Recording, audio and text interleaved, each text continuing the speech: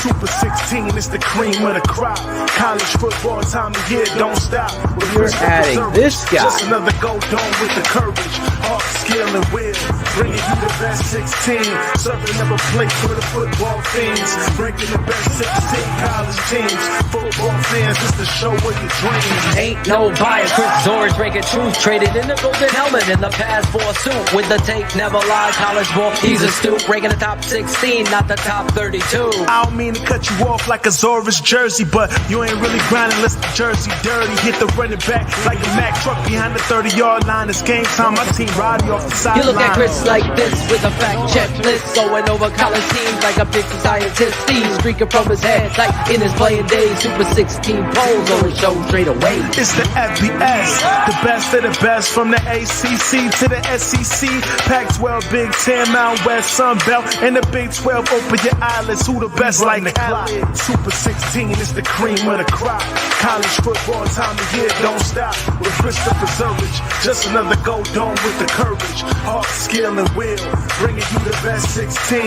Serving up a plate for the football fiends. Breaking the best 16 college teams. Football fans, it's the show of your dreams.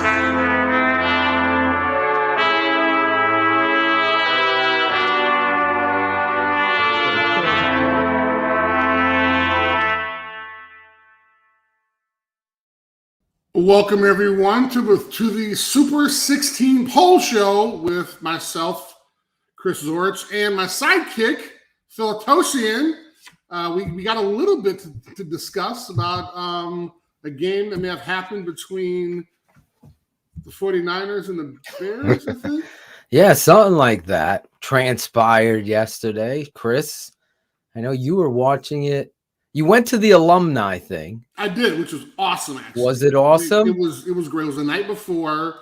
The Bears have been doing this for like 50 years, and literally, you get people like from really not since the inception, obviously 1920, but we had everyone there up to I think there was a couple guys that had just retired. I think maybe a couple of years ago, but other than that, we've had folks there that they're like in their 80s with like walkers and stuff like that. So it was kind of cool seeing everybody. I hope you were holding the door for those gentlemen, though. Of course, we weren't. I wasn't going to tackle them or anything. Come on now. You never know, Chris. You get amped up, getting that stance. I was fired up.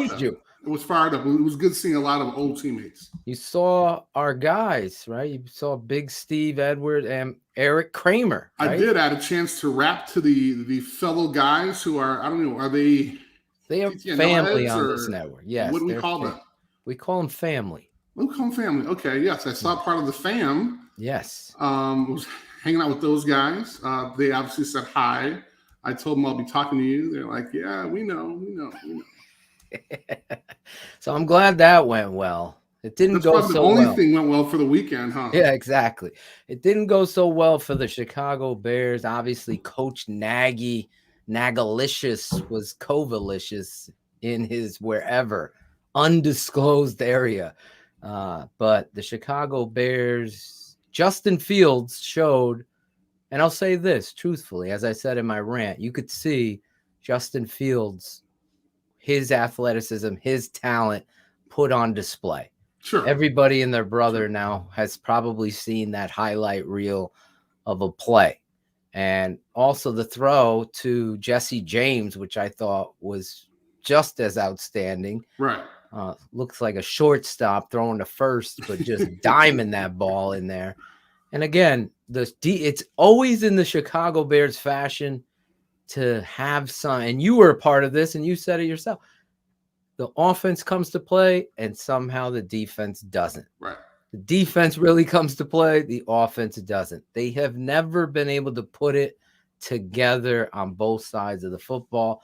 And again, I think the defense really let down what was. It felt like the Chicago Bears were on their way to taking that game over until the lack of focus set in, penalties and holding and dropping an interception and missed tackles and getting blown off the football. It was just one of those days, Chris, that I'll remember it because of the way Justin, I felt like, took a step in his growth. Sure, absolutely. And Matt Nagy finally was not on the sideline. But you did see a lot of pride from Coach Tabor. You saw emotion and passion. But listen, it is what it is. The Bears are who we thought they were. Here we go again. They are who we thought they were. Exactly. And the 49ers put them on a hook. Right? They put them on a hook. Didn't they lose like their last 4 or something like that? They've lost 3 in a row. They got spanked by the rival Green Bay Packers. No. I was talking about San Francisco. Oh, San Francisco had lost. Yeah. They've their lost last 4, right? Yeah, they had lost their last 4. They got last healthy. 4 coming in. Apparently, they got everybody's healthy against the Bears. Come on. You become that. That team. You get healthy. The get well game we used to call them. Let's get well this week. Wow. So that's a little scenario. We always break down the Bears to kick off the show. And that's really my feelings in regards to, obviously, we'll be in depth this week. We got Mark Grody coming on. Oh, nice. The voice, the sideline voice. He is also family here over there at TTNL. That's great. I think folks need to really check out the Real Rant. They can see that on Bears Hour Live. Oh, yeah. Because I was watching it and I was actually going nuts, man. You were so fired up. There's no axe. There's just maybe an axe to grind, but there ain't no. No, but the small one? Like a little hatchet, like a mini hatchet or something? that smallest violin at this point. Until Virginia's like, let's hire a Toshin to fix this. Which that's gonna. They don't need Ernie or Corsi. They just hire me. That's gonna happen. Listen, stranger things have happened in this. That is world. True. That is true. We actually drafted. I don't want to get into politics. No. I'm talking about the Bears. Bears. They traded up to get Mitch Trubisky. Trubisky. ACC, exactly. Chris. Hey. Oh, wow. Okay. I love that segue. Here's your segue. That's a great segue. You got a great show tonight, Chris. You got a guest on. How fired up were you about God. Saturday? Was it just, it was game after game after game. And I know it started off with the Michigan State game, which we're obviously going to talk about, which is in our top 5. And we are going to have a great show. So stay tuned. I'll just say this real quick. The prerequisite to this show, Saturday football was better than Sunday football. I'll tell you that. I'll just say that. And you heard it from DDP himself. There you go. You heard it from Phil himself. Ladies and gentlemen, thank you so much for tuning in. We have an exciting guest on this show today. We actually go way back. I had a chance to meet him several years ago. I think we have just a common bond because a lot of folks may not know this, but Matthew Sine, who is currently the COO at the National Football Foundation, was actually a nose guard in college. So we have that vibe going. Matt, you want to come in here for a second and kind of talk about old nose guard positions? Sure. Anytime. We can talk defensive line play anytime you want. So certainly the most important position on the field. And of course, it might finally get its due this year when that Georgia nose guard, he might win the Heisman Trophy this year. I love it. There's certainly nobody playing any better than him. That is very true. And actually, I'm a little older than you are, but you had a great center at Rice. And he was actually on the board recently, and unfortunately, he actually just passed away not too long ago. Courtney Hall. Yes, he was a phenomenal player, and actually taught me a lot. We actually played you guys once, and was probably one of the hardest games I had to play, which was interesting because at that time, y'all Rice had wasn't very good. Yes. Okay. Thank you very much. Rice was not very good. Wanted to be nice. And Courtney he just took me on and just knocked the crap out of me the whole game. It was one of my worst games, but I had a chance to kind of see him later on when he was playing for San Diego, and he was just a tremendous player. In the guys at Rice, I hope kind of, I respect them a lot because they're the Vanderbilts, the Rices, the Stanfords, the Notre Dame. So welcome to the show. No, great to be here. And never got a chance to play Notre Dame when I was at Rice. They played them the year before I got there. Oddly enough, I took an official visit to Notre Dame, and I think when I got up there, I don't think Coach Holtz knew how tall I was. I certainly wasn't anywhere close to 6'1", so I did not get that offer. But Rice ended up being great for me. That's awesome. That is a great story. Yeah. And now, so can you explain to the folks a little bit what the National Football Foundation is? Sure. The foundation was founded in 1947 under the premise that football built leadership. So they wanted to promote the game, protect the game, at the same time create a college football Hall of Fame. And so since that time, we've developed programs, obviously the College Football Hall of Fame, which includes the induction of the class, which this year happens on December 7th in Las Vegas. College Football Hall of Fame itself, which is now located in Atlanta, Georgia.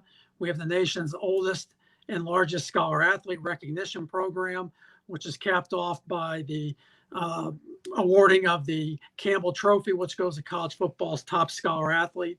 And we even have chapters across the country. We have 120 chapters in 47 states. So think of it as Rotary Club for football. And we've had those chapters since the late 50s. But at the end of the day, the foundation, we're asked to preserve the past, promote the present, prepare the future, and protect the game and the opportunities that the game provides everyone.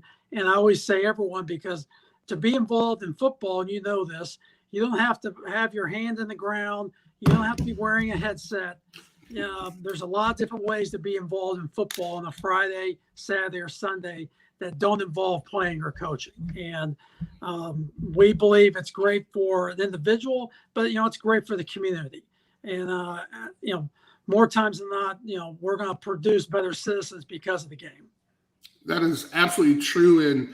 And one of the Campbell Award winners, one of the first ones actually, is Chris Howard, yes, who is currently the president at Robert Morris, who actually played against at Air Force. So, this is just, the National Football Foundation is really what everyone tries to achieve when you're talking about success in athletics. And I think if not for the National Football Foundation, I'm really not sure where this wonderful sport of football would be. And I know there's been some challenges. And can you talk a little bit about that? I know that, for the last several years, soccer moms have kind of been up in arms a little bit. And I know there's been a huge push called Football Matters that the Football Foundation has really kind of promoted and allowing folks to really understand who the faces are behind the masks. Sure. And one of the things we did last year, we made a pivot with a name change to our PR campaign, which was Football Matters, and we changed it to Future for Football. But the same goal, again, is it's really to talk about the good in the game and to make sure that everyone has much information as possible. We don't get into the negatives of the game. That's not our role. That can be somebody else's. But our job is to promote what's good, but also, try to get people to understand the game on all levels and just give them different resources and different things to think about when they're considering the sport or talking about the sport. It's not perfect by any means, but there's so much good going on. We don't, a lot of times it just doesn't get the press. It's just not going to happen press wise. So that's why we developed this PR campaign to keep pushing it out and to use Future for Football as a reference for for parents, for media, for researchers, and just, before you make that decision, think about this or think about that. And we've been very successful with that. And I think at the end of the day, most parents or most guardians looking to make a decision on whether to let their child play the sport, I think more times than not, they're looking for excuses for them to play the game or reasons for them to play. Because again, it involves community, it involves getting off your device, whether it be phone or computer. I mean, that's just a fact. And in a lot of the cases, it's the reason that a lot of kids will fight through whatever's going on in school and keep going. And look, it gave you an opportunity to go to Notre Dame. It gave me an opportunity to go to Rice. And keep in mind, there's 776 schools, that 4-year schools that play college football or sponsor college football. So there's a lot of football being played. There's a lot of opportunities being provided for an education that aren't in the Power 5 or in one of the 130 at the FBS level. Sure. And I think what's also terrific is that the National Football Foundation, they provide support on really all levels. I mean, you talk about folks, Pop Warner, high school, and obviously also in college. And I think that's what's great is that, you're one of the overarching kind of organizations that really helps promote, but also more importantly, lets folks really understand what football can do for people. And I mean, I am a person that's going to stand up as tall as I can at 6'1" and just say that, if not for football, I'm not sure where I'd be. And I know there's 1,000 other stories of individuals like myself who kind of owe the National Football Foundation that debt of gratitude. Well, look, it takes all of us, everyone who loves the sport, again, at whatever level and however you're contributing to the game. We wouldn't be here if it wasn't for the great support of amateur football, of the colleges and universities, of the high school programs, of the Pop Warners, of all the parents out there. So it takes everyone. And again, nobody's saying it's perfect. But we're certainly trying to move things in the right direction and make people understand. Again, there's nothing wrong with the NFL. If you can get to the NFL, do it. That's great. But at the end of the day, in a given year, only less than 1% are going to make that NFL squad. So the numbers prove out. Take advantage of the opportunities given to you by the sport. And we'll have a better society. Love it. All right, Matt. So in 2013 or 14, you guys teamed up with the Football Writers Association of America, and you guys created the Super 16 poll. Can you tell us a little bit about that? Sure. It was kind of everything was in transition. We were going from the BCS to the CFP, and so it was going to look, the sport was going to look different, and how, rankings have always been a part of the game. Going even before the AP poll was the official poll. Before that, you had plenty of different polls. So that's why you have so many different national champions pre-1939. But we decided, okay, we have two great organizations with long histories of presenting national championship trophies. Why not combine forces? The Football Writers is based here in Dallas. In fact, their executive director has an office here, and our office is here at the National Football Foundation. And so we have access to these writers. We also have access to members of the College Football Hall of Fame. And they have great opinions, and they want to have a say, and they watch as much football as anybody. So let's put the groups together and create our own poll. And I think, we came to a number 16 because, really, when you look at the CFP, how they're going to rank teams, sure, they do a top 25, but, essentially, the magic spot is really within that top 16. So sure, we just kind of landed on that. That's great. And so this is my first year being involved. So I am very honored that I've had a chance that I was asked but a little bit more importantly, I have a chance to kind of voice my opinion, as you mentioned, and myself along with I think it's 20 other Hall of Famers. Yes. And we have a chance to kind of let folks know how we feel. Our individual lists are published every week, so people can actually find out who voted for who in what week, what have you. But what I like is that it's a combination of folks that have been writing for such a very long period of time, but also or writing and covering it as part of the media. But then also now we're talking about individuals that have played the game. And so that's why I'm kind of honored to have you on. A little bit more importantly, honored to be part of the Super 16 poll. So now the next question, I want to ask you for your 16, but man, I'm going to ask you about maybe your top 5 or top 6 teams for this year. Put me on the spot. Well, I mean, I think that, I mean, obviously everybody knows, who the number 1 team is. I mean, that's pretty obvious at this point, and then it's, and again, there's nothing wrong with debate. There's nothing wrong with polls. They're good for college football. Always have been, and they will continue to be that way. As you look around, Alabama, but they have the one loss, and then Cincinnati.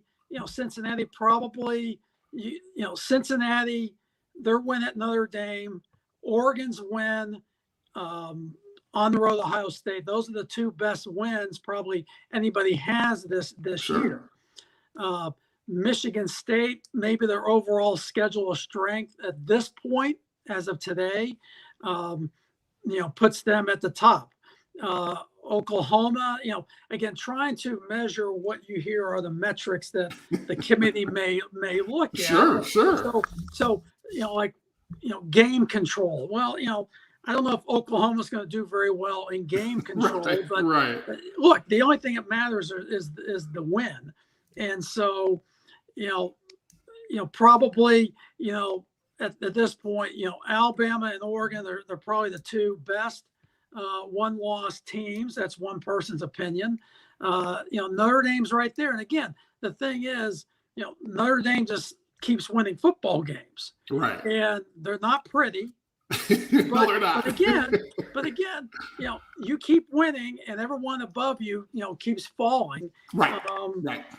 So I think and the first poll's coming out soon or as we speak, but I'd be really surprised if it wasn't, some sort. Certainly Georgia won, but then you probably got Alabama, Cincinnati, Oklahoma, Michigan State, Ohio State is probably in your top 6. Now, nice. You can probably do, I would say, maybe Oregon State and Oregon and Ohio State should be tied for 6. But because now if I would probably, if I had the vote, I would probably go with Oregon over Ohio State because it's head to head. And I realize Oregon went on the road and lost to Stanford, and Stanford has struggled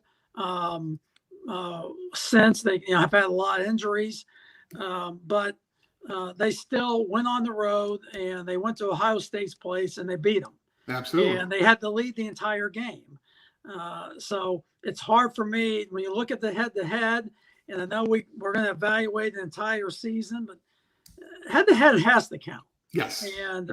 And now maybe it doesn't in this first poll, but eventually, if they both end up with one loss, to me, you go with head-to-head. That is great. Well, Matt, thank you so much. I really appreciate the information, and I know our viewers will have a better understanding not only of what the National Football Foundation is about, but a little bit more importantly for this show is kind of how the Super 16 poll was created and why. And I think this is one of the first polls that have had individuals that have actually played the game to really understand it. And when Phil and I started this show, I talked about the intangibles. I talked about how having to travel to a place where is maybe out of source. So, for example, going to Penn State, worst travel, just worst, terrible. And I remember I did it twice remember how horrible it was.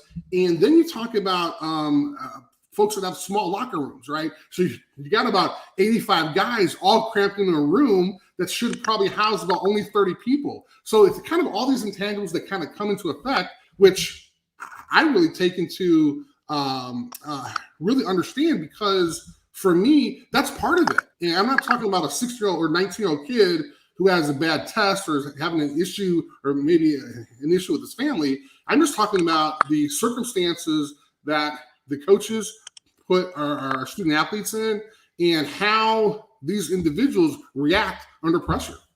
No, I think you're 100% right. And I think as we filter through the schedule, it's going to be interesting, especially for, the Big Ten.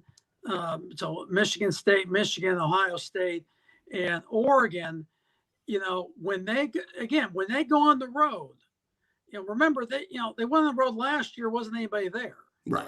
So this year they're going to go on the road. It's and like Ohio State, they have a younger team, so it's going to be it's different going on the road. Absolutely. And if you're Cincinnati, it's different going on the road because you're marked. Everyone wants to take you down, and that's probably and there's nothing wrong with that. That means you've been successful, but that might be something new. And if you're carrying around the number 2 ranking, again, you're going to get everybody's best shot, which we've seen with Navy and Tulane the last 2 weeks for Cincinnati. And so, hey, a win is a win. And sometimes it's going to be really ugly, but the great thing about this year, I think, is you got so many games lined up, Chris, that are going to really probably pave a better path to find out who the top 4 should be. Sure. Because Ohio State still has Michigan State, and they still have Michigan, right? And Oklahoma still has Iowa State, Baylor, Oklahoma State, and then one of those schools again. Right. Alabama still has Auburn on the road. Yep. And Georgia's got the SEC championship game. So a lot can still happen, and it's going to be an exciting end of the season. And I think it'll once again prove out that college football is the best sport by far. Absolutely, Matt. That's 100% true. Thank you so much for taking out time, being on the show. Sure. I do want to talk about the dinner on December 7th. 7th, yes. And that's going to be in Vegas this year, and we'll have a chance to honor 2 Hall of Fame classes. Is that correct? That's correct. It'll be the largest induction of Hall of Famers since 1954. So we have 32 players and coaches combined. And we just felt last year, College Football Hall of Fame, that's special. And nothing against the virtual awards, but we just felt like, look, it's too important. So we postponed it. So we have a big 2 great classes. Includes one of your teammates, Aaron Taylor, from a great offensive lineman. He's going in. So it'll be fantastic. It really will. I am very excited about it. So, Matt, thank you so much for being on. Thank you. I look forward to, and I'm again honored to be part of the Super 16 Poll Show. And I look forward to seeing you on December 7th. Yes, that'd be great. And appreciate being on the show and all the support you give to not only the National Football Foundation, but the sport in general. So, so kudos to you. Appreciate the example you set.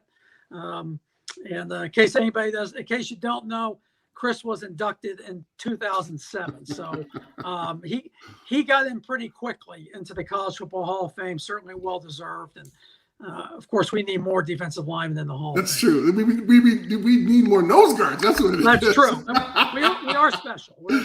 Yes, we are. A little special. Very special. All right, Matt, thanks a lot, man. Thank you. Appreciate it. You got it. Be good. It's on the script. Yeah. Wow. All right, ladies and gentlemen, that was Matt Sy. Great guy. Again, fellow nose guard, but a little bit more importantly, he's one of the individuals that really they're taking the sport into individuals' homes, allowing individuals, mainly parents, to really understand kind of what's going on now. I mentioned before that they really treat the amateur sport of football the way it's supposed to be treated, with respect. There's all these positive situations that come from being involved in football. And as Matt said, it's not necessarily on the field. You're also talking about individuals who ref the games, who actually are involved as managers, folks who really promote the game and allow the football players to play. So if anybody has a chance, please check out their website.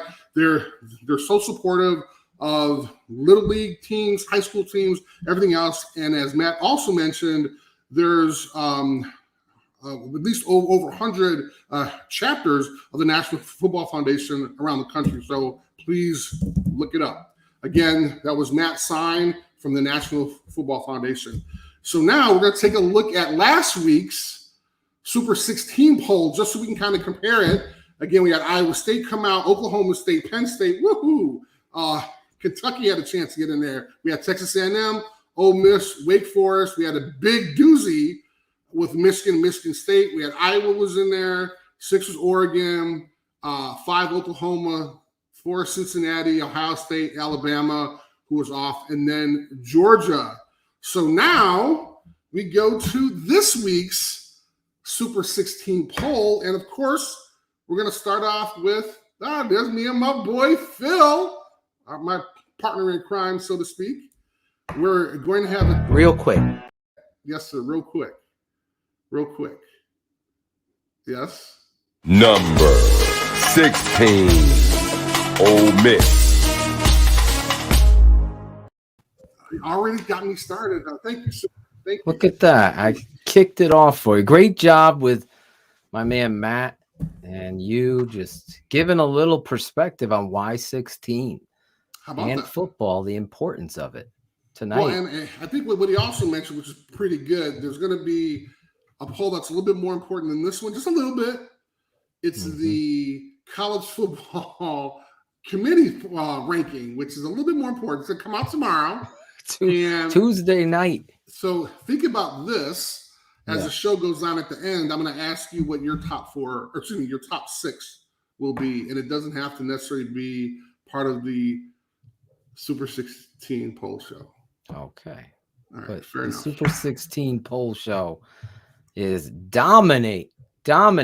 Chris has been on the money with these. And you kick it off this week with Ole Miss coming in at 16. Lane Kiffin. Was a tough one, yes. And the reason why, you talk about there was a Heisman Trophy hopeful individual, and I think his name is still going to be in there. However, it may have got knocked down a couple spots there, but he not only did he played okay, but you're talking about an Auburn team that's really on the rise, right? Because we actually had them in the poll before. They wound up getting knocked out earlier, but now they're actually kind of doing something and had a chance to knock off a really good Ole Miss team that, remember, I was all pumped up getting on the Lane Kiffin bandwagon because, at that point, he was number 2 in the conference and had only lost that one game. So now they're down 2. It might be kind of rough for him to kind of get back, but their next opponent they're gonna take a little break. They're gonna play Liberty, who apparently has a great quarterback, who I don't know, but they have been talking about him a little bit. So I think hopefully it won't be a challenge for them. Kid's a draftable quarterback coming in with a lot of hype. Down to Liberty recruited me. I went on my recruiting visit there, Chris. That's why you wanted to come in. Okay, all right. Now I see. I think you Phil wanted to throw that one in there. Okay. I didn't know you were going to talk about Liberty. I hear you. Because you looked at it and said, you know what? So that means that, I could have talked about how Liberty. I'm wearing my Hofstra pride tonight. You didn't even give a shout out with my guy Matt. You could have said how we dropped the football program at Hofstra. I can't believe that. But okay, I'm sorry about that. Liberty, I stepped on campus real quick. I said, real quick. Thank you, Shuri. Real quick. And the guy tells me, there's a policy here. You can't hold hands and you can't do this. I didn't know that. Yeah. So I'm Wait, looking around. Is I'm like, Liberty like a really religious school? oh or- yeah. Oh, see, I Oh didn't know yeah. that. Oh, okay, I didn't know that. Yeah. Oh You my can't even gosh. hold hands in public. Well, that was 1993 You're when I not was that old. visiting there. 92. That spring of 92. Oh, you Yeah. aren't that old. Then I was like, no, I can't come here. Eric Green. Remember Big Eric Green? Oh wow, Big yeah. tight end. Yes. Came out of Liberty. My uncle coached him at Liberty. I did not know that. Yes. Okay. There you go. All right. Thank you, Phil. All right. Appreciate Ole Miss versus Liberty this week. it. I like it. That may not make it into our top 5. I don't know. I'll have to check out. All right. Oh, that's right. We're supposed to wish Daniel happy birthday. Oh from yeah. Hawaii. Remember that? Aloha. How do we say? And he's being brave because it's I think like 3:00 in the morning or something like that. Probably no. I He's think- in the reverse. Oh no, In the I keep saying in the rears. future. My bad. So it's 3:00 yesterday then, right? Yes, he's still. It's It's 3 o'clock 6 in the morning hours yesterday. from me, so he is now 2:30 in the afternoon. Oh, he's cool then. Oh, Yeah, he's chilling on his right? birthday. Oh, there he is. 2:30, Okay. see? Wow, look at that. See, See? DDP. It's on the script. It's on the script. Of course, Chris didn't have the script for there. I did not. It's Notre not on my Dame. notes. Not on my notes. Sorry, Daniel.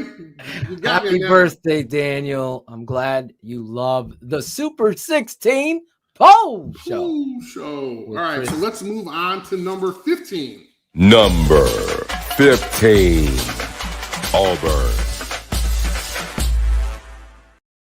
All right, now, folks, I am getting excited about Auburn now. Was being totally honest before when they lost, they had to get booted. Now they have a chance to be the number 11 Ole Miss decisively, and they're now number 2 in the SEC West, which is definitely going to help them. They do have to play Georgia, but Bo Nix is actually playing a lot better. And it's going to be really interesting because they're going to play Texas A&M next week. And that game is going to be huge for both teams. I'll probably talk a little bit more about that game when we talk about Texas A&M. So let's move to number 14. Number 14. Number 14, Iowa. Phil, you scared the shit out of me there, man. You threw Clemson up there, man. I was like, man, did I mess up something? Dude, you're freaking me out, man. I was hustling with the mouse and it hit the wrong button there. You Look freaked at me that. out, man. But I want to get you. Chris is trying to put Clemson back in. I got a lot of shit for that. I got a lot of crap for keeping Clemson in for a long time, too. Thank you, Phil. That But, was a I wanted to Halloween bring you trick. on this one. I wanted to bring you on this one because Okay. we talked about how much we were excited about Iowa, but you called it. You're like, Chris, and you talked about it toward the end, but it was one of those situations where you knew they were going to fall. It wasn't going to be by somebody great either. Exactly. This has been a pattern, if you will. It's almost to the extent where, listen, some coaches teach and preach fundamentals and they show up on tape. And then, to Chris's point here, perfect segue, they can't go off the script. They can't go off the script. Iowa is that team. They just continue to try to do what they do. And then when you meet a team that's played you, or you're down guys, like the corner, I felt like was their leader. Mhm. I remember I talked to Kid Right. Moss. Right. I know he's one of the only white corners that is in college football. And that was like a big deal for a lot of people because he's that talented. And then he was out, but he was like the leader of their team, not Mhm. because of his skin color that people were making that story to be. And I felt like this is a pattern with Iowa.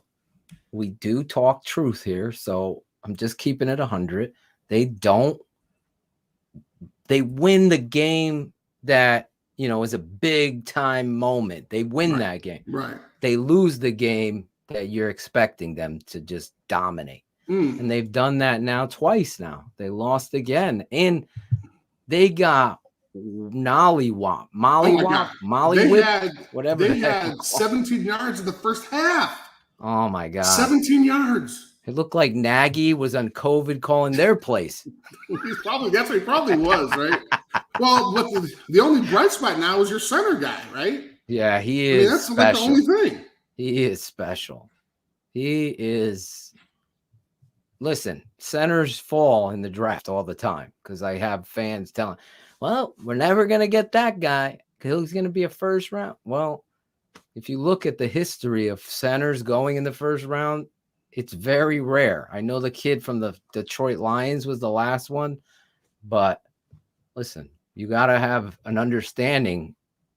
All these talented players that go in and skill player and another pass rusher and they start filling up those spots. So your first round prediction of this guy, yes, he's a first round talent, but he could fall because other positions take precedence. It's just the history of what we know, Chris. So he is the standout on that team, but he can't throw a football. Quarterback is a problem there, and it's unfortunate. Well, they have a chance to bounce back. They're going to play Northwestern, who I don't think this is the number 2 team in the country, Chris. I don't think they. But that's what I'm saying. I mean, they're your number 2 team in the poll. They went from 2 to. I mean, it happened so quick. It was like overnight. It's like now they're like they're not even a factor. But they are in your top 4. I'm surprised. I got to keep it 100. Oh, hey man, I got to be honest too, man. You know, I mean, when even with a loss like that, twice you kept them in there. Well, again, I think they're a good team. I don't think they're terrible, but you know. Let me ask you, Ferenz, this is the pattern. Does Iowa need to make a change? That's really interesting. I would probably have to say, yeah. I mean, if they're not winning the big games, I mean, that's what the goal. 8 years of this of the athletic director is going to be. Now, again, it's what your goal is. If your goal is to graduate guys, if your goal is to make sure that you guys are competing and maybe winning Big Ten championships every now and then that's one thing. But if your goal is to win the national champion, and this is any sport, this is diving, this is lacrosse, tennis, or whatever it is, then you have to make that adjustment. Speak it, bro. And if the person who's getting if the person who's coaching you isn't getting you there, then you have to move on. It's business, right? I mean, in whoever this coach is that you let them go, whatever sport, they're going to go ahead and get paid anyway. So it's not like they're going to be out and destitute, homeless, on Skid Row, kicking a can. Oh, if I would have could. No, they're going to retire with a couple $1 million in their pocket. So it's not so much. Ferenz has made a lot of money at Iowa. Right, so don't feel bad for him. Yeah. But if he's not winning those big games that you want him to, then you have to show him the door. I agree with you. But again, it depends on what the mission is for the athletic department. If you're okay with being, winning 10 games, whatever it is. Speak it, bro. You're preaching tonight. You're killing it tonight. Hey, man. As a former AD, that's what happens. I've been around a principal, no joke. He said this publicly.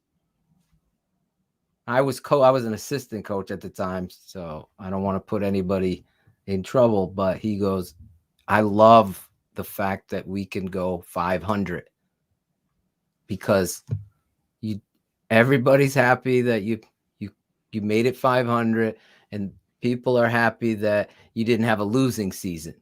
And I'm like, this is not, I can't be in this. Never participated in sports before. Exactly. Never. And that's the politics. That's the Chicago Bears too. Hey, we're fun. We're fun. We're out there on Front Street or State Street. State Street, I like it. We're competing. Hey. We're 8-9. We're 8-8. We made the playoffs, and Bears fans are smarter than that. Come on. No, I don't know, man. There's been a waiting list for years for the season tickets, man. Yes. I mean, it's the greatest game. I think the game, the feel of going there and the team historically is the attraction. But walking out of there getting embarrassed by the Green Bay Packers is not fun. I'll tell you that. or else saying that that they own you. So They own you. Pretty impressive. They have, which honestly, I mean, we don't even sell those fake ownership tickets that they buy. They just create them themselves. Hey, why not? We should start selling them. Put Aaron on it. There you go. Yeah, $300. Own a piece of the Bears. By Aaron Rodgers. Yeah. All right, let's go to number 13. Number 13, Notre Dame. Okay, cheer for they're back. They're back in my Super 16 poll, and although they beat an okay 4-4, or excuse me, 4-3 UNC team, I mean, they actually put up some points.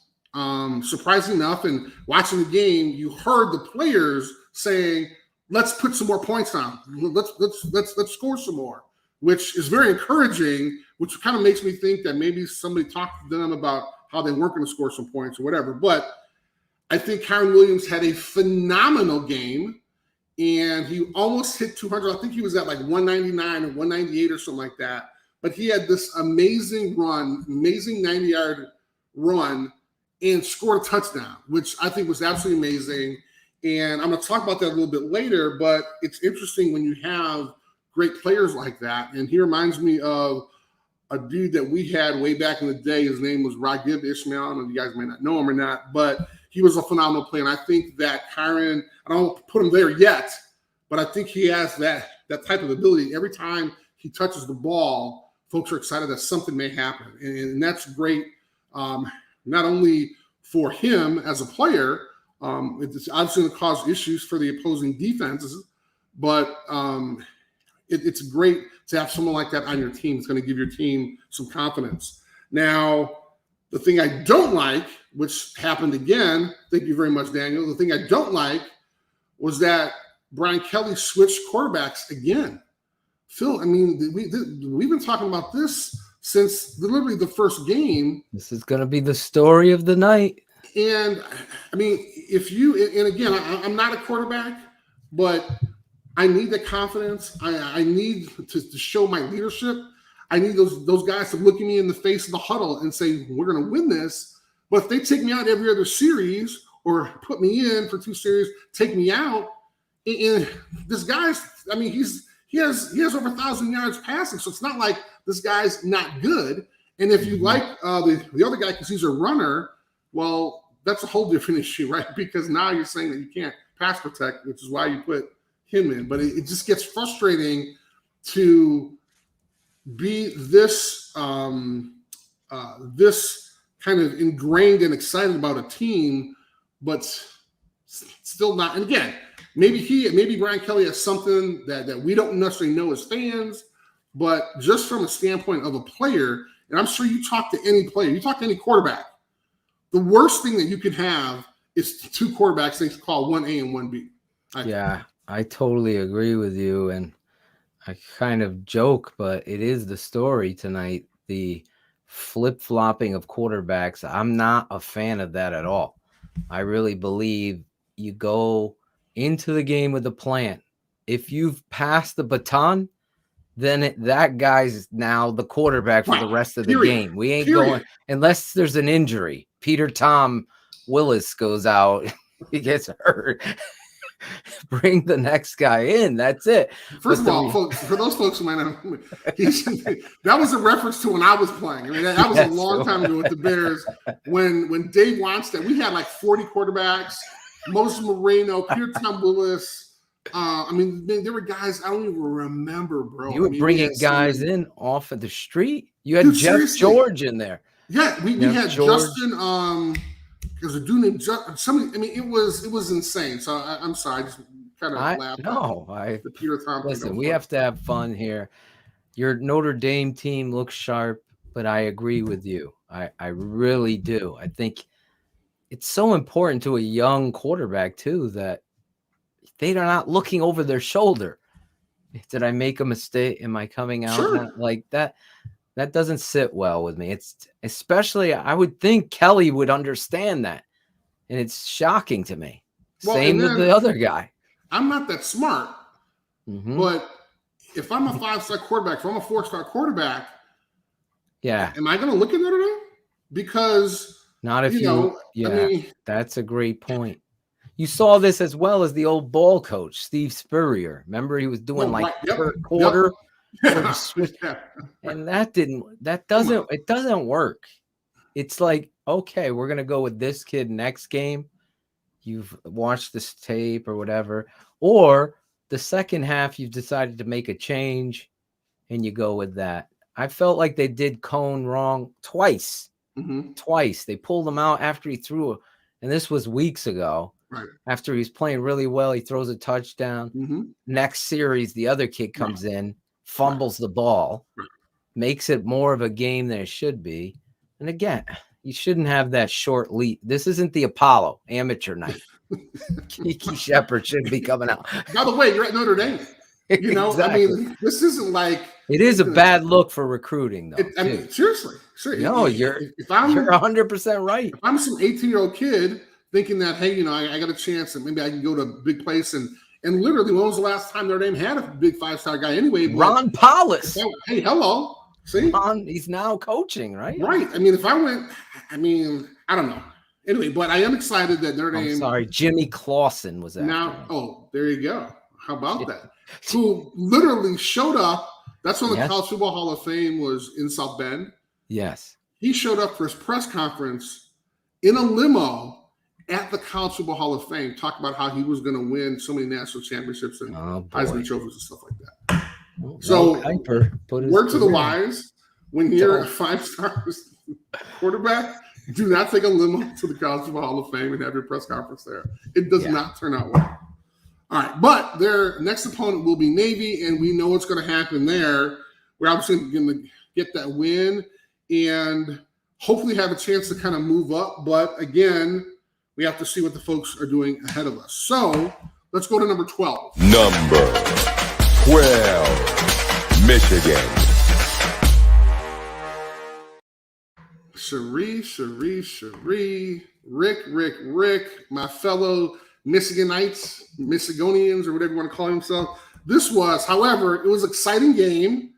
There you go. And Michigan lost 37-33. It was an exciting game. However, I want to bring Phil in and talk about this when we talk about Michigan State. Okay, because I think this is going to be exciting, and I'm going to have a great rant because this was probably one of the best games, not only Saturday, but probably the best games in at least several weeks. But they'll have a chance to play Indiana. Obviously, Michigan's going to destroy them, so we'll have a chance to see who's going to bounce back with them. But let's wait for my Michigan and Michigan State at the same time. So let's go to number 11. Number 11, Baylor. Now, folks, this is amazing because they are debuting at number 11. Now, they would have debuted lower, but we had some teams that were higher than them that kind of fell, and I felt like I had to keep. I obviously want to keep Michigan in there because I think they are a good team, but a lot of folks kind of put Baylor kind of on the back burner because they only had one loss, and that was against Oklahoma State, 24-14. And it wasn't that bad of a loss, but that's their only one. And they beat some ranked teams. And I really think they have a chance to kind of make a run at it and have a chance to kind of play Oklahoma. So it's going to be interesting that they're obviously on the schedule, but can they beat them? And that's really the hard thing. Now, I also going to talk about this a little bit later, but they're going to play TCU, who just had their coach walk away. So that's kind of the difference that we actually have a chance to talk about later, because I want to get Phil's opinion on this. But their next opponent is going to be TCU. So let's go to number 10. Number 10, Oklahoma State. Now, I just mentioned them before about beating Baylor. So their only loss, they're also 7-1. Their only loss was to Iowa State, and they were ranked really high. They smashed Kansas, which they're supposed to do, 55-3. Oklahoma needed to kind of take some lessons from them because that's what Oklahoma couldn't do. They couldn't destroy them. But it's going to be really interesting because they have a chance to really, they play in Bedlam, Oklahoma. That's the regular season game. If they beat Oklahoma, it's going to be craziness. And they have the potential to actually do that. So let's kind of look at who they're going to play. Let's not kind of worry about the next game. It's going to be West Virginia. I mean, I don't want to think about these kind of lesser teams and this late in the season, because now, as we see, we're going to hear tomorrow night, we'll have a chance to kind of hear that other poll. I think it's called the College Football Playoff or something like that. Those guys are going to have a chance to kind of see where they fall.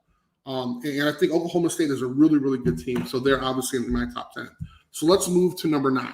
Number 9, Texas A&M. Now, they move up 3 spots after having a bye week. One anything special.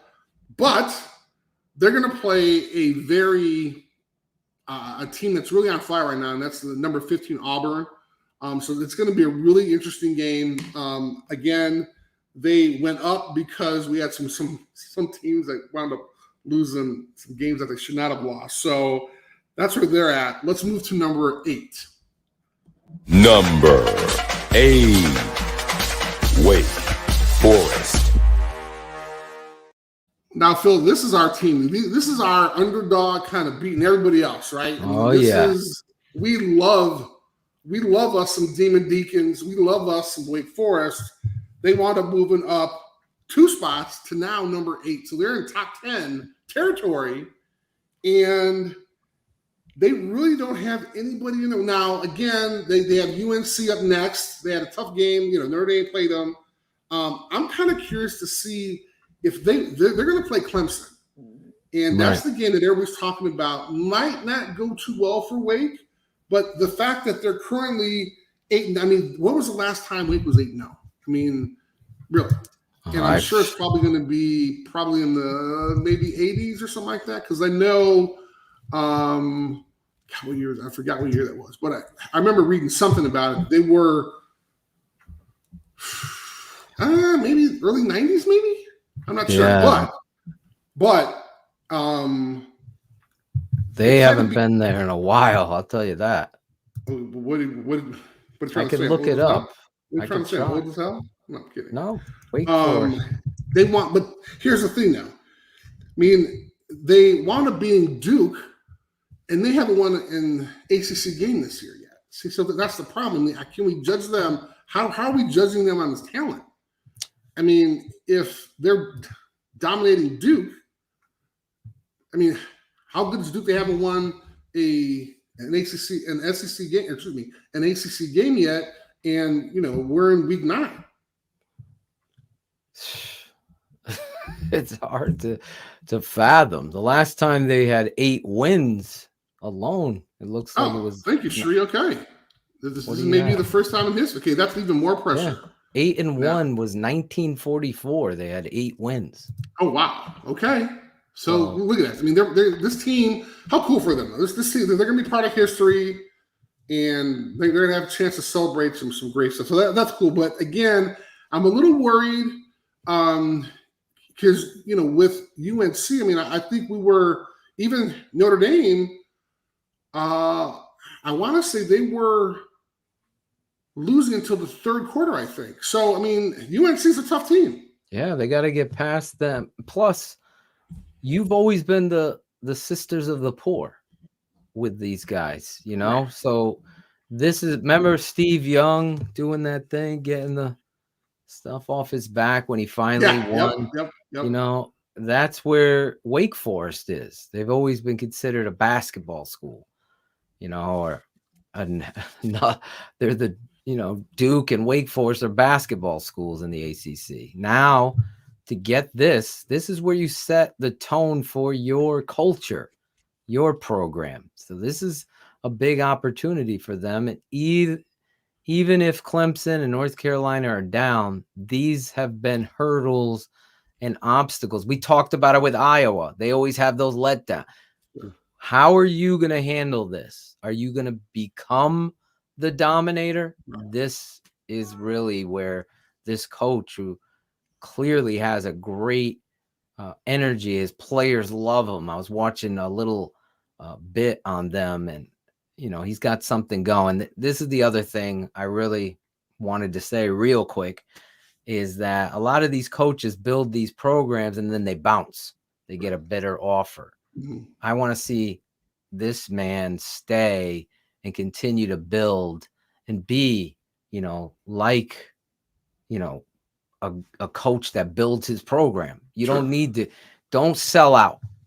Stay and build what you're doing and win these games for these kids laying it down. I mean, they're playing.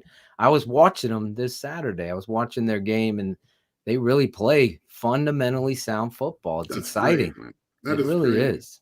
That's great. See, you're one of the lucky ones getting the ACC network. See, that's the thing. And I'm trying to find the ACC here in the Midwest, dude. It's not happening.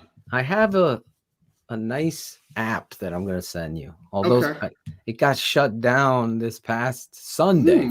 Gee, I wonder why. It got shut down on Sunday for football, but Saturday it was working perfect. That's what happens when you do a little bootleg version of something. So yeah, man, hey man, somebody finds out about that. Gotta see that wake. Again, UNC is going to be a good game. So now, so you can stay on for this one. Let's talk about number 7. Number 7, Michigan State University. Dude, was this game not? I mean, this was big. And I don't even know Michigan had a damn aerial attack. Where did that come from? The dude's a freshman, I think, right? Hitting tight ends. When he threw that ball to the receiver, I forget his name, number 4, and they went up 30 to whatever. I'm like, okay, Michigan's got this. Dude. Right? I mean, I'm texting my boy. I mean, wow, this is a big win in a tough environment.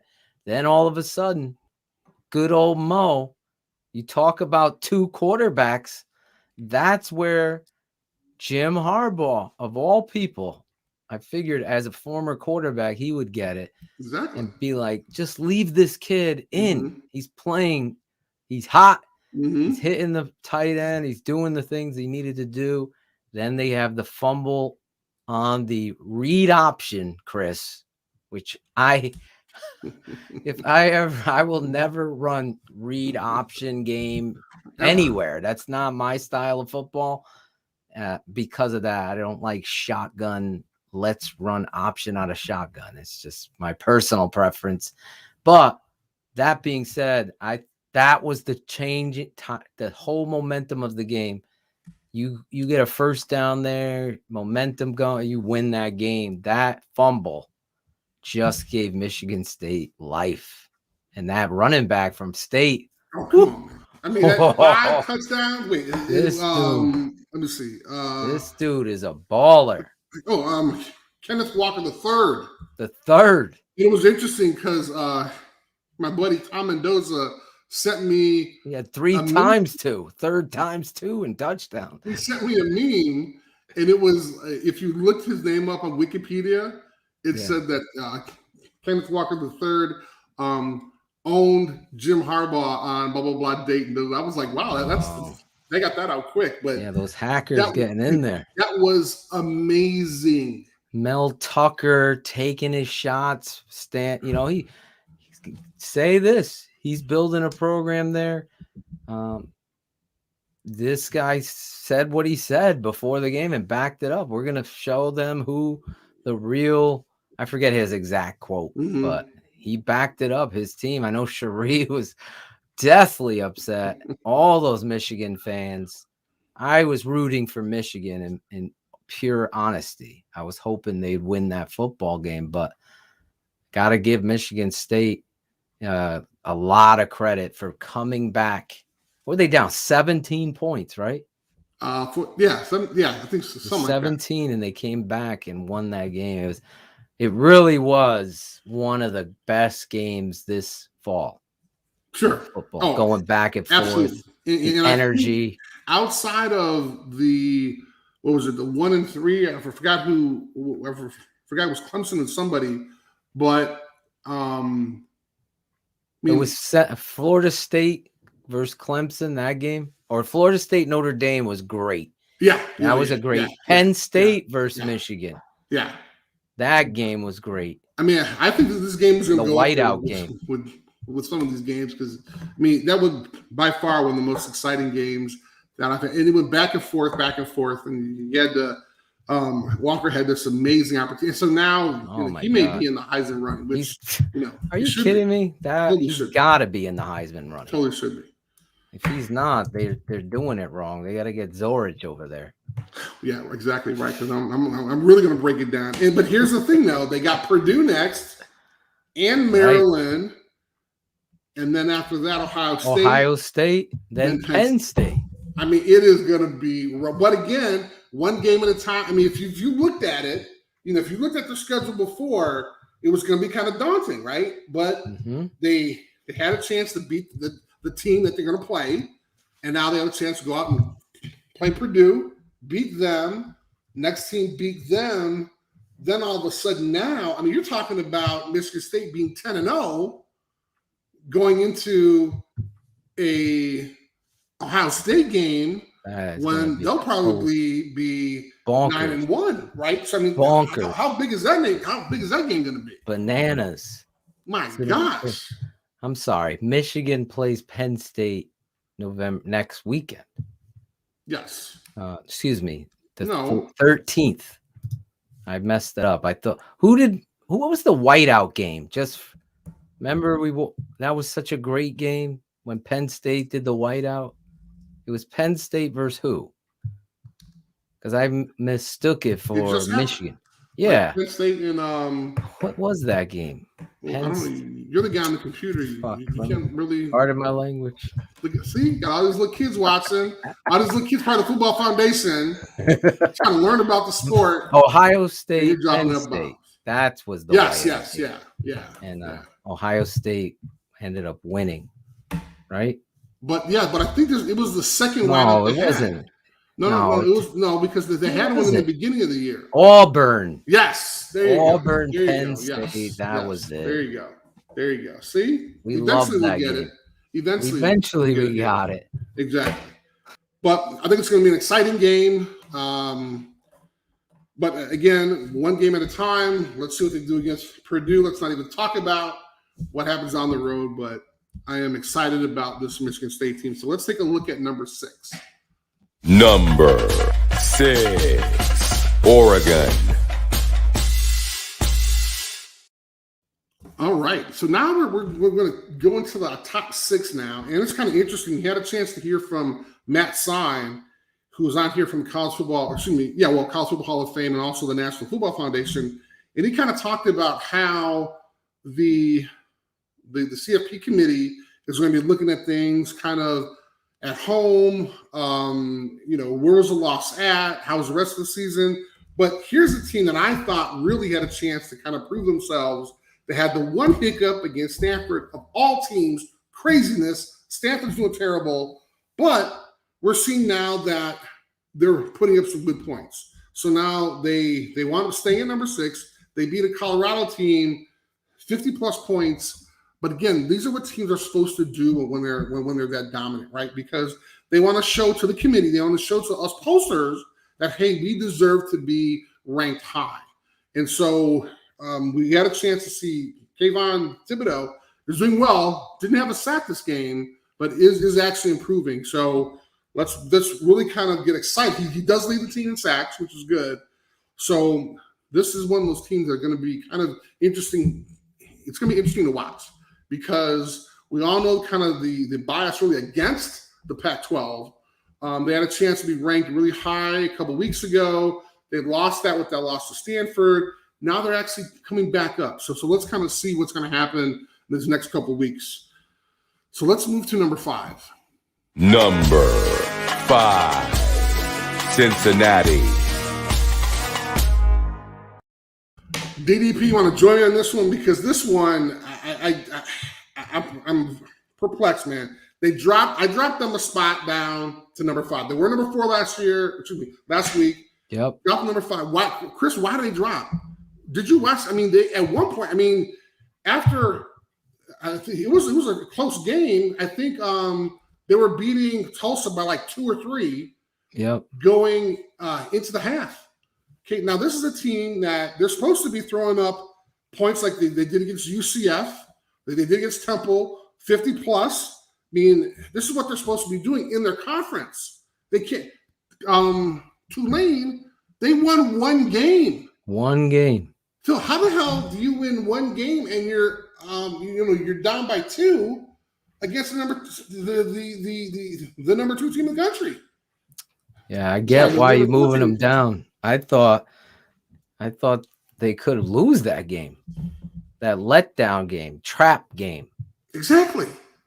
This is a game you should be getting right, the get right game. Everybody should be playing. Yeah, everybody should be playing. The walk-ons are getting snaps. You give the kid. The coach's son. I mean, everybody's playing in this one. Man. Everybody's playing.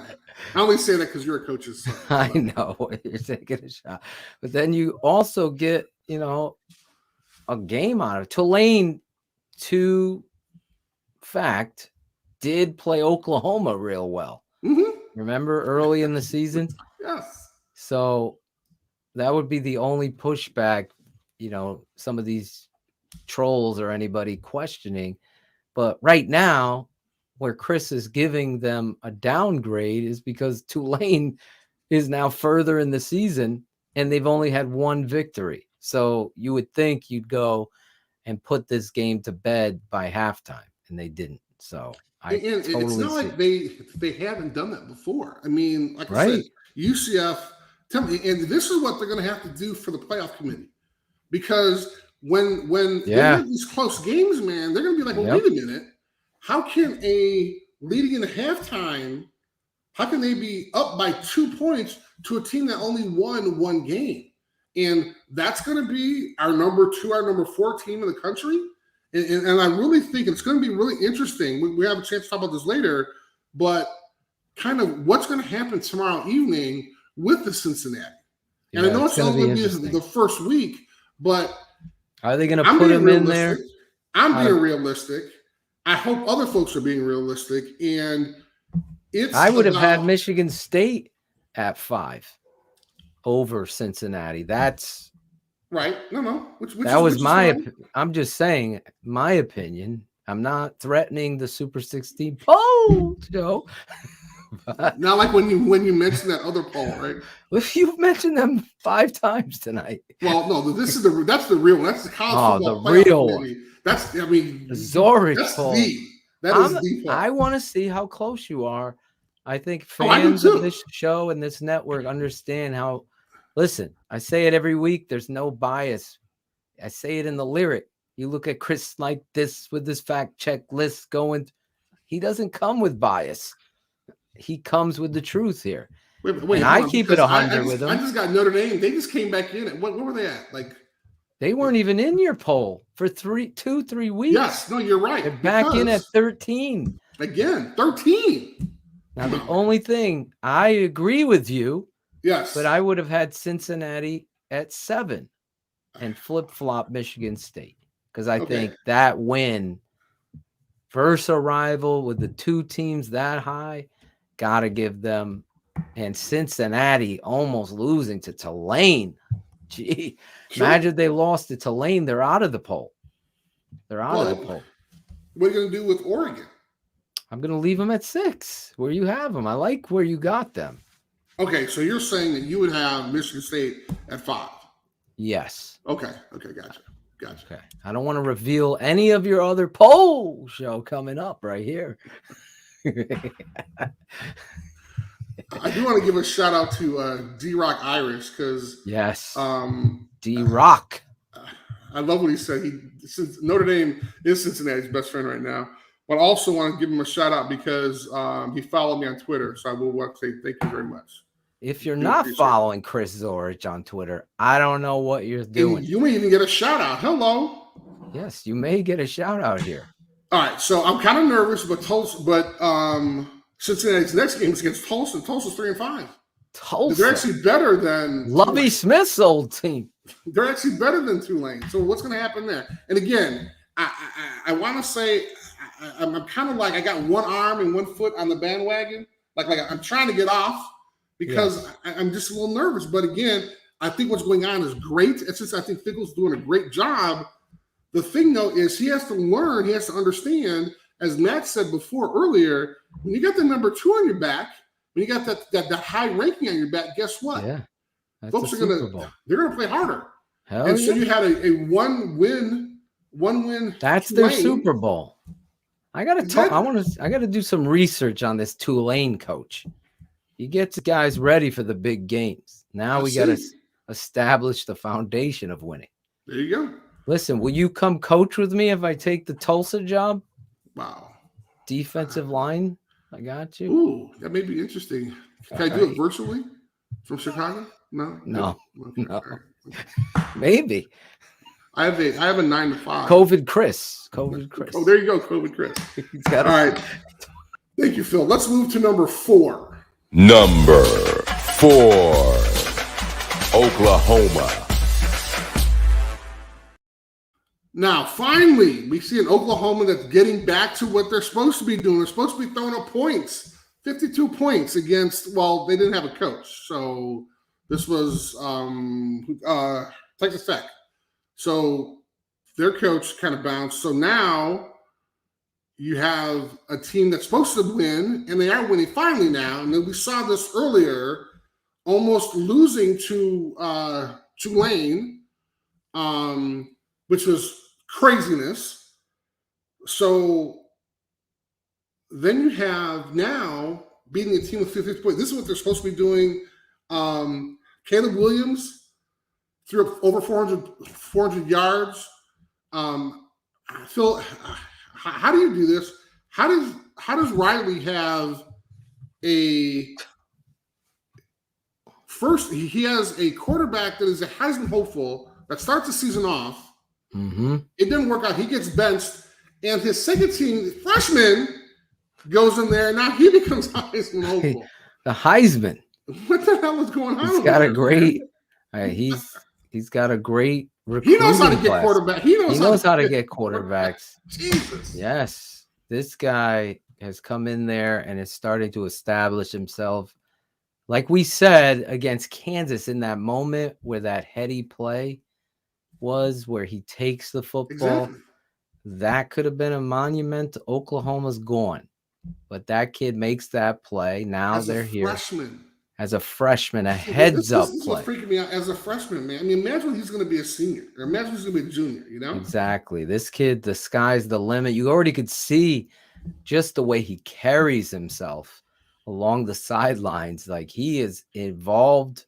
He is yelling at his teammates, not in a negative way like Cutler, but yelling in regards to being positive, trying to get them motivated. Let's go. We got this. And he owns his mistakes. Those types of players are on a different level, and that's why it is what it is. I believe, again, had Lincoln had a quarterback true competition, I think the young buck was coming in with the Heisman hype.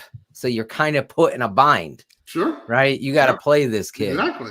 He represents Oklahoma. We got a shot at another Heisman kid. Mm-hmm. Adrian Peterson was our last one. Maybe there was another one, I forget, but I think it was AP, who, by the way, signed with the Titans today, replacing Derrick Henry, who got hurt. I think you're forgetting one in the middle there. Was there another one? Who was the other one? He was a quarterback. Was it the quarterback? The kid from the quarterback, the Cardinals. Oh yes, Baker I did. Mayfield? Baker Mayfield. Come on, he was the guy, man. I forgot about. He Baker. was the guy. He was short. Come on, he's talking shit to the audience. Come on, to the fans. Oh, I like. Dude, he was my guy. You like my boy Baker, Keith, dude. Dude, we loved. Well, we still love. We love that guy. I mean, he's just such a competitor, and he does great commercials with his girl. How great is that? Come on. I'm not that big a fan of his, but I respect that guy because he talks the talk and he backs it up. Okay. Yes, he does. As long as you back it up.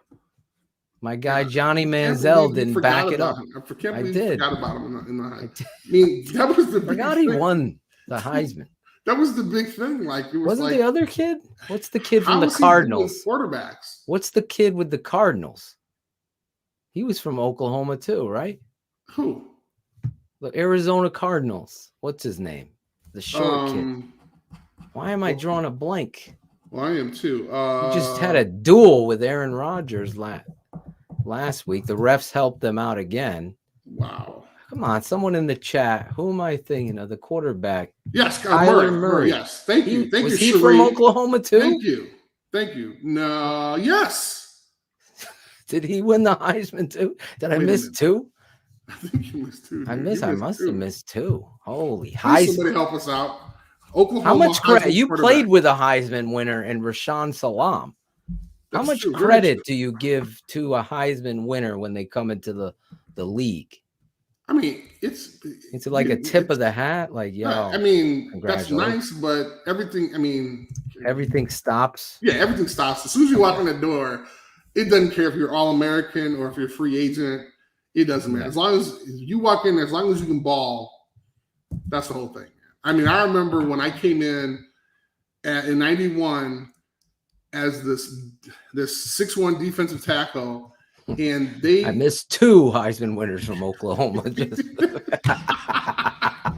two quarterbacks. Murray and Mayfield. What the hell? Do you even watch Short college football? quarterbacks Do at you even that. watch college football? I should be cheering for both of those. guys. Exactly. Please. I did cheer for Murray. Okay. You just don't like. I like Murray better than. Well, but Brady. Baker, he had a great Baker. story. He transferred. Then he walked on. Oh He yeah, came for a semester. he walked on from Texas Tech. Yes. He had this awesome story.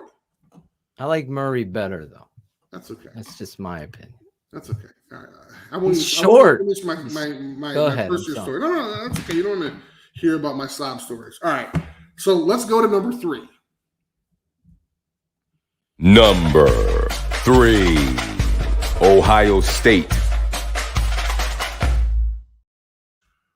Okay, speaking about freshmen, Phil, again, you have to jump in here. They got a quarterback as a freshman and a running back as a freshman. The quarterback, CJ Stroud, does some amazing stuff.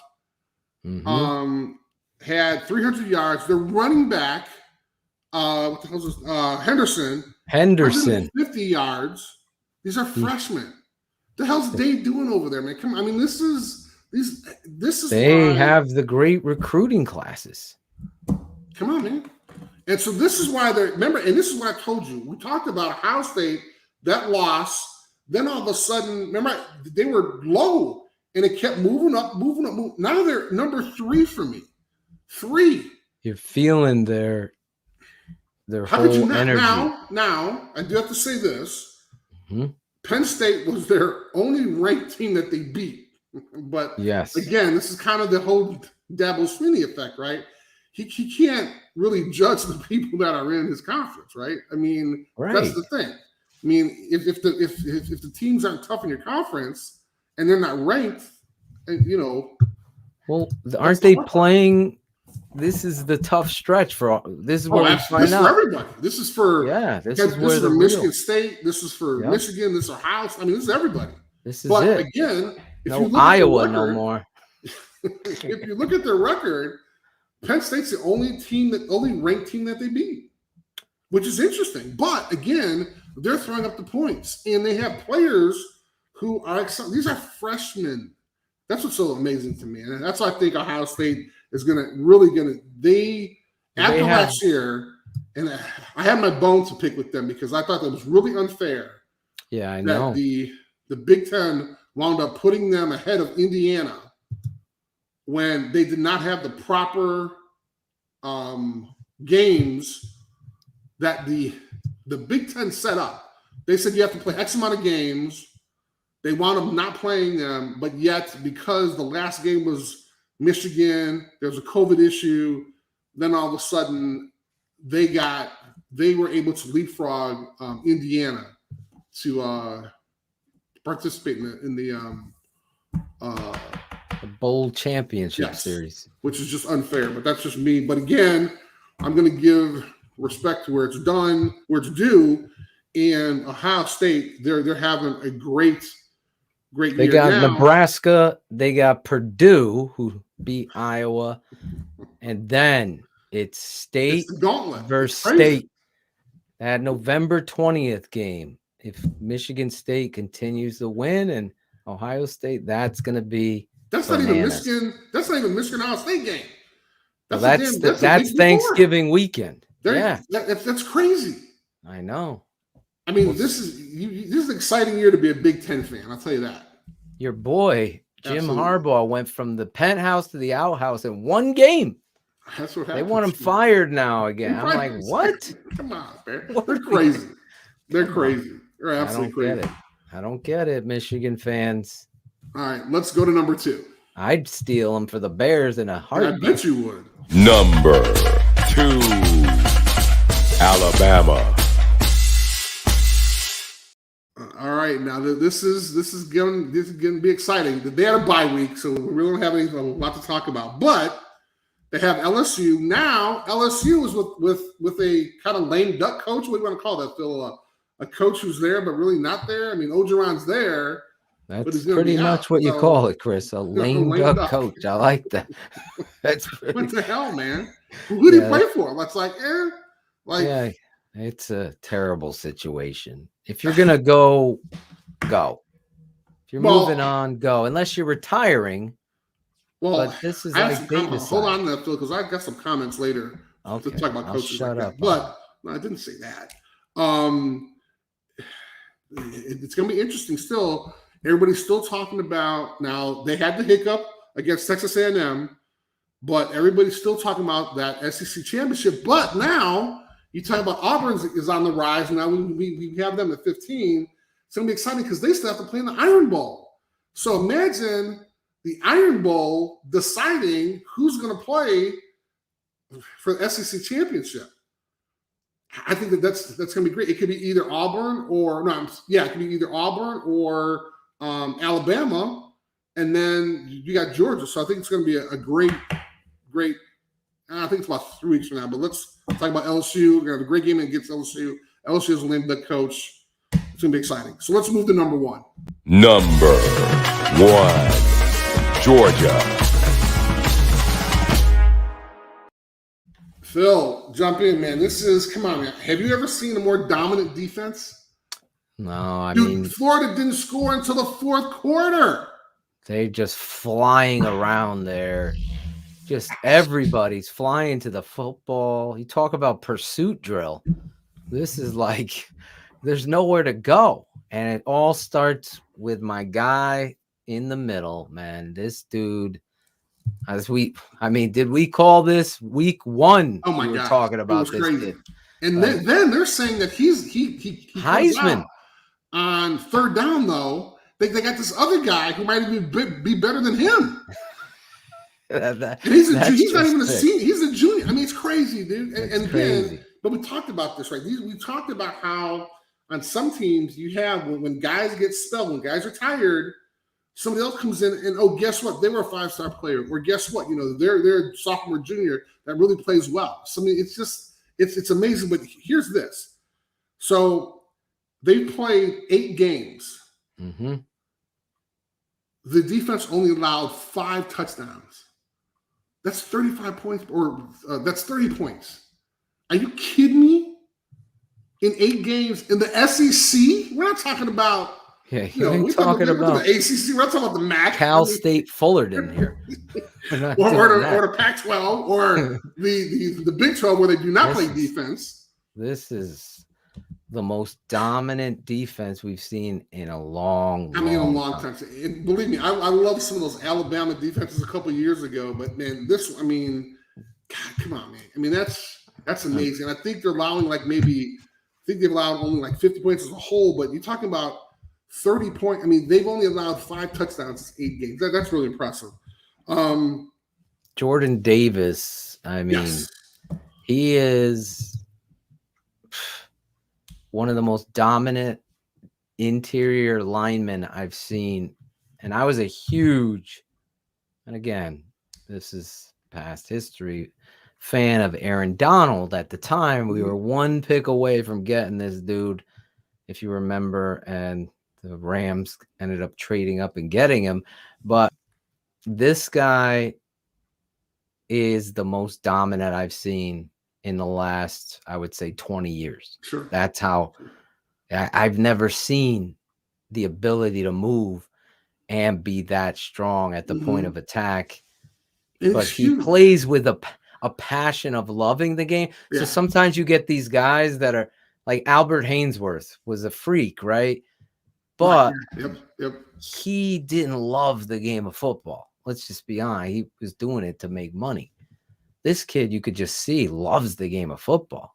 When you're that talented and he's very, very football smart, this guy, I would do. I mean, that's a top number 1 pick in the whole draft. Woo. Even over a quarterback, he changes the whole dynamic of your team. That's how good this kid is. That'll be oh interesting. My to see God, how high it goes. That's really interesting. We'll see. That'll be real good. We'll be covering it, Chris. Hey, hello, I heard that. So now, let's look back at your poll. Well, or do you have another point? Well, no, I just want to say they have Missouri next, which again is not one of these kind of, I mean, they're not going to pose that much of a threat. I mean, Florida was going to be their biggest threat until they played in the SEC championship, no doubt. Right. And, they have not had the hiccup like Alabama had. And it's almost like a toss-up now because now Alabama has to win out in order to get there. And I think with Kentucky losing, Georgia already has the SEC West East wrapped up. Yeah. So wrapped. now, second half. Now I'm starting to play the guys that might not have played. So I really don't care about them scoring on my defense in the second half if it's not my starters. Right. Because at the end of the day, I don't want to risk injury, but I want to get my guys some experience. Because we know the guy in the middle, he's a senior. He's going to be gone. So let's get some younger guys in there and give them some game experience and allow them to go out there and compete. And that's why I think that these teams that have this great personnel, they'll have a chance to kind of allow the younger players to get in. So that's kind of important. So yes, sir. Let's take a look at the week 9 of the Super 16 poll. We're going to start with Ole Miss. Then we can take a look at Auburn, which we've been talking about. Iowa just really, really, really hard pressed to have them in there. We have 13. Finally, Notre Dame gets back in. A not too happy Michigan or Cherie or Rick. We got an upcoming Baylor, Oklahoma State, Texas A&M, Wake Forest. Everybody's cheering for them at 8. We now have Michigan State at 7, Oregon 6, Cincinnati dropped 1 to 5. Now Oklahoma, Ohio State, Alabama, and of course number 1 Georgia. There we are. Yes, there we are. The crew right there. The 6. Hey, there we are for real. Shouting out Cool Kennedy, Ron G, and Cherie doing all the work behind the scenes. Ronnie G. Love it. Look at that. Love it. And by the way, you didn't notice any drag or anything today, right? No, tremendous. Exactly. Tremendous. I don't you have. I had to broke out the cord. I broke out the Cat 5 again. Did you? I got the Orby thing all set up in my office and everything for the mesh, the repeater thing. Yeah. And I just got nervous, man. So I had to run the cord again. So the cord is the safety. Yes, it is. Yes, it is. So, but before we break into our top 5 matchups, I just want to brag a little bit on how our 5 were some really great games. So obviously we had Michigan State. Penn State, Ohio State was a big game. Ole Miss, Auburn, we talked about, was really good. Georgia, Florida, definitely good. And Iowa, Wisconsin. Those are the picks that we picked that were actually really good. Except Iowa, Wisconsin was a. Well, I mean, That was a It was- bloodbath on Halloween Eve. but I'm Mischief saying, night went bad. it was one of the games that was exciting to watch Okay. if you were a Wisconsin fan. So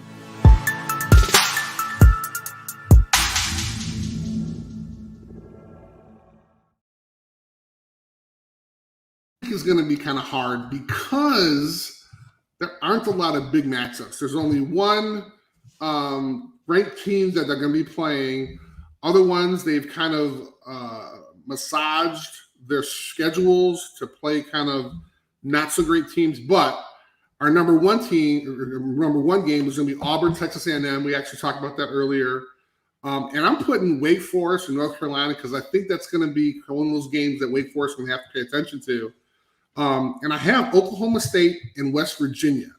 Now this, even though West Virginia is coming off of 2 wins, they only have 1 loss against Iowa State. So I think it's going to be something that they might want to take a look at playing against Oklahoma State.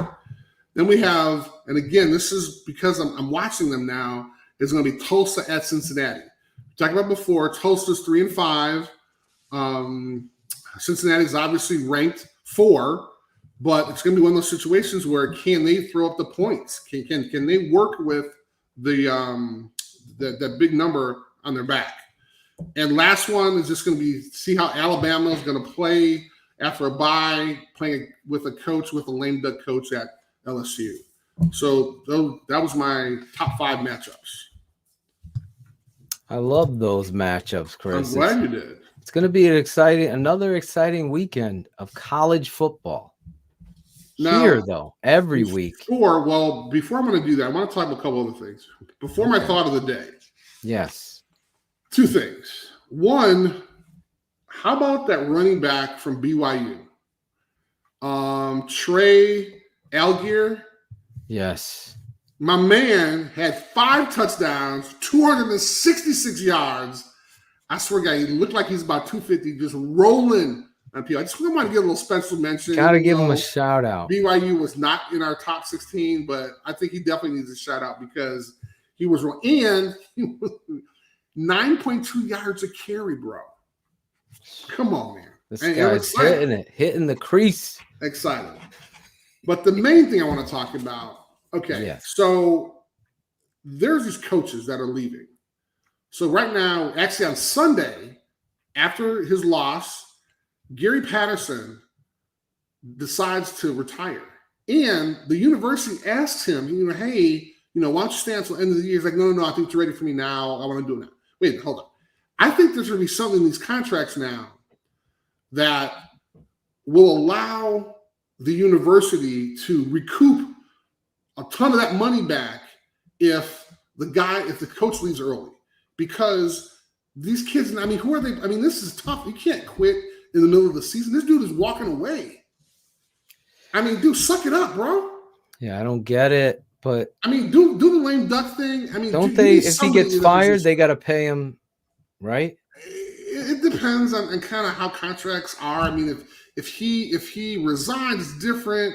With cause, everything else. It's just frustrating because. But you're saying the quit quotient. Well, QQ. Right. He's walking away quitting on his kids, and that doesn't sit well with you. And I completely agree. I think that sets a terrible precedence. What are you trying to do as a program? Well, but also, if it was a health concern, sure, absolutely, we have an understanding, right? Absolutely. But because he's like, nah, I want to do it now.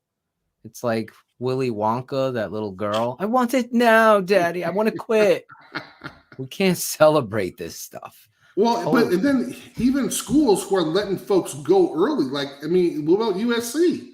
We saw that after week 3. Yeah, what the hell? Crazy. Do you have someone else in mind? It is a bad situation. It sets a bad precedence. It's not the NFL. This is college. You still have young kids. Yeah, young kids. These are kids, and I totally agree with you. Totally agree. Glad you said it. we're going to have so let's do something different. We'll do the thought of the day. And then after that, just a couple more comments. Okay. So thought of the day, Chris. Yes, let's go to you. Mr. Chris Zorich. Every week here on TTNL, it's the Super 16 poll show. Chris Zorich takes to the tape. He watches the games. There's no bias, and he comes to the table with his top 16 teams in college football. Comes with his notes. He's like a young lawyer, a state assigned attorney for you with his notes. He doesn't want to miss any loophole. In this case, though, every week, Chris gives his final thoughts. And Phil, you can actually stay in here because I know we were going to talk about this before, but I want to give a huge shout out to General Motors for sponsoring the SWAC.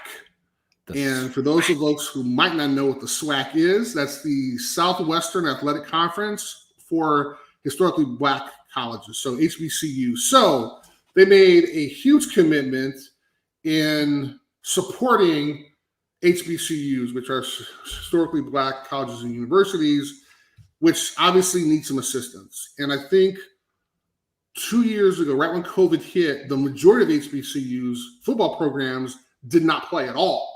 Right, they didn't. I mean, they literally stopped playing, right? And so but a lot of it was finances. A lot of it was not being able to test as often as other schools were able to test. So they were like, hey, this is going to cost us somewhere close to like $500,000, $1 million. We didn't plan for this. We can't do this. So they just wound up shutting down. And kind of on those lines, they started the Red Tail Classic, which was in the beginning of this year. Actually, ESPN really got behind it. It was the first game this year, actually, the first college game that ESPN showed. And the Red Tail Classic was kind of in honor of the Tuskegee Airmen. Yes. And kind of what they had to go through, but also Tuskegee was involved this year. And it's going to happen every year. And it was just one of those situations where they kind of, ESPN realized what was going on. But this is not only for football. I know a couple years ago, and I forgot what school it was. It wasn't HBCU, but they put together the first lacrosse team at HBCU. And I want to say, I think Duke was involved in some way. So it was kind of cool to have kind of an understanding of kind of what can transpire when you're involved in sports, but more importantly, introducing different sports, but more importantly, again, supporting historically Black colleges and universities. So it's great for General Motors, but also, which kind of is the big question we see, because I know we're going to talk about this before, but when you have someone like Primetime, who's currently at a HBCU, and then you have Eddie George, and I know we were going to talk about this before, but it's going to take those big names to actually go to schools like that, because now you look at it, and I know Jackson State, where Dion is, right? Is it Jackson State or Jackson State? He's at Jackson State. Yeah. Okay, so they've been on ESPN more times than they've ever been in the past, right? And same thing goes with Tennessee State, where Eddie George is. Again, it's allowing that exposure. And I want to say that there's been a handful of guys, not a lot, but a handful of guys who have left the bigger schools, things weren't working out for them, and actually came to some of the HBCUs. So I think that's two Hall of Famers in both those schools for your Chicago Bears. Jackson State, Walter Payton. Absolutely. Tennessee State. We knew who that was. Your former teammate. 95. There you go. Do you remember his rap lines in the 85, the Super Bowl show? I don't, but I think you may have them memorized. I'm trying to remember them. I'm surprised you have them memorized. Dent. I think it's nice because it's not only are the student athletes getting the exposure, but it's the resources that they're also going to be provided. So now you have more trainers. Now you have more equipment stuff. Now you have better equipment. Right. So it's going to allow these teams to really kind of play. And the recruiting is picking up. Sure. You see that there's several 4 or 5-star recruits that have committed in their commitment signing to Jackson State University. You've seen a few. So, and I think also didn't Deion's son, didn't he was committed to go somewhere else, like a Power 5 team, and wound up decommitting there and committing to where his dad is. I didn't see that, but I'm going to trust that you did, and that would be correct. Lawrence Knight is correct. There we go. Great football players can come from any school. Very, very and true. That's true. But true. In this case, you hope the SWAC gets to the level with this kind of commitment from GM that they can play up against the Georgias and the Alabamas and these bigger schools to say, hey, this is where we've taken this historic Black college university football and we've transcended it to this level. So that's why I was going back. I'd go coach a team like Tulsa and build my program and not get lured away by a bigger school. That's what I want to see coaches do. Like build your program at Wake Forest and stay there. And Wake Forest, pay the guy what he should and don't be greedy. All of these coaches have left there. Me and you were talking about the UConn coach. He bounces in the middle of the night to Maryland and they bring him back. I'm like, oh my God. Randy Etzel. If they should have talked to me before they rehired him. Like what? DDP. Yes, exactly. What are you doing? You've ruined your program now. Anyway. So that was some great stuff, Chris. Thank you, sir. In honor of tomorrow night, which is the release of the college football playoff committee's rankings, which you can watch that too. What are your top 16? Excuse me. What are your top 6 teams? My top 6 teams.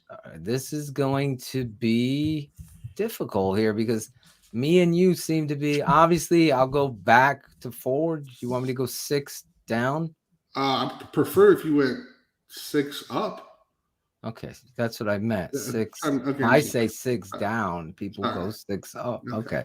6. I would put Oregon at number 6. I like where you have them. Right. We talked about that. Yep. I have Oklahoma. Oh, really? Number 5. Okay. I have Michigan State number 4. Wow. Excuse me. I'm sorry. I have Ohio State number 4. Okay. I have Michigan State number 3. Wow. Okay. Alabama 2 and Georgia 1. That's how I rank. No Cincinnati? Cincinnati. Really? Okay. I'm with you, bro. All right. You pushed them down to 5. I put them out of the top 6 because of the way they played against Tulane. Sure. Like if it was early in the season, I would say, okay. I just think here's my thing. Oregon's win at Ohio State, impressive, and they continue to build off this now. Then, for me, Oklahoma's there because of what this quarterback has been able to do. Their defense is sussy, as my daughter would say. Sussy. And Ohio State goes underneath Michigan State because Michigan State just beat Michigan in an all-time classic. They came back to do it, and the head coach. I like Mel Tucker. I know a lot of Bears fans hate. I met him personally. My uncle actually helped him get into coaching and has been a mentor to him. Nice. So Mel is a great guy, and I know he's a very good coach. He came to a bad situation with Mark Trestman. Let's keep that 100. Let's keep that 100. And the players that didn't really want to play when you hired Trestman. Anyway, and then where you are, Alabama is Alabama. And Georgia is the most dominant team in No, football. by far. Maybe in a Absolutely. decade. I haven't seen Yeah. this kind of speed out there. Interesting. Their offense is a little sussy sometimes with the quarterback, but there's no doubt what that defense. And guess what? Defense is travel. So no matter where you go, Yes, they do. if you keep the score on O, Love it. for Love it. show, you're going to win. That's what I would say. For show. So there you go. Chris Zorich. I love the show every week. Every week we do this. Yes, we had a guest this time. That's awesome. We got a guest. Yes. We got a Watch guest. out. It pushed the show a little longer. I do I apologize also, about that. I was coaching tonight, Chris. Please let's talk about My that. Bears, my Bears are going to the Super Bowl next. Do they actually have bear jerseys? Yes. What? Really? Yes. That's so surprising. Sponsored by the NFL. That's so surprising. Right here under the lights, Meriden, Connecticut. Nice. Look at those great faces. See, Yeah, this is that's what it's the all Football about right Foundation is doing, man. They're doing things like that. And, That's what it's about. Getting little boys and little girls involved in a game that although can be dangerous as long as you kind of take all the precautions. Yes. You know, That's what it's all about. Football is the greatest game in the world. Ever. There's no Ever. doubt.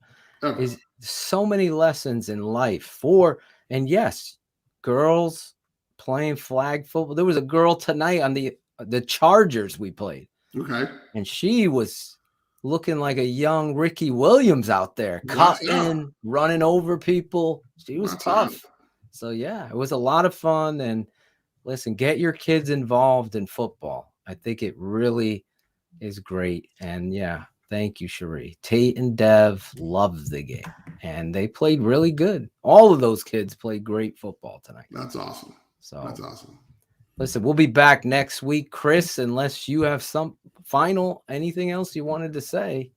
No, I'm good. Well, actually, the Bears are playing Monday night, right?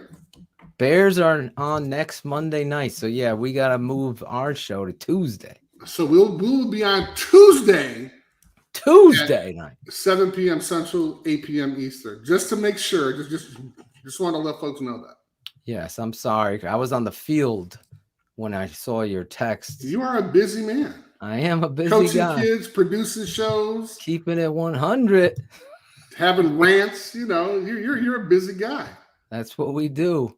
My wife is yelling at me right now. Yeah, I she need should your be. help with this kid. Put him to bed. Yeah, you should be. Well, wonderful show, bro. I love the show. Every week, it's the Super 16 poll show with Chris Zorich here on the Tape Never Lies Network. We'll be back next Tuesday, as Chris said, 8 o'clock East, 7 p.m. Central. We'll have the poll in hand. We'll also have some big games to go back and look at and get you ready for these college playoffs. And this has been one of the most exciting years in college football in a long time. We also have some surprise nuggets next week. And Chris will be getting prepared for his top 16 football movies coming There we go. Thanksgiving week. That's right. I forgot about that. We got that, and we have a bunch of other stuff. And I hope you guys enjoy the show as much as we do. Chris, I love you. You and your beautiful wife. It was such a pleasure to meet you guys out there at Soldier Field, and then obviously hanging out with you on that Saturday. So just can't thank you enough. We had a good time. Same with you guys. Absolutely. Cherie, great job producing as always. We'll be back next week with the Super 16 poll show with Chris Zorich here on TTNL. Thanks for watching the Super 16 poll show with Chris Zorich. Like, subscribe, and comment. This has been a special presentation of the Tape Never Lies Network. Performance over.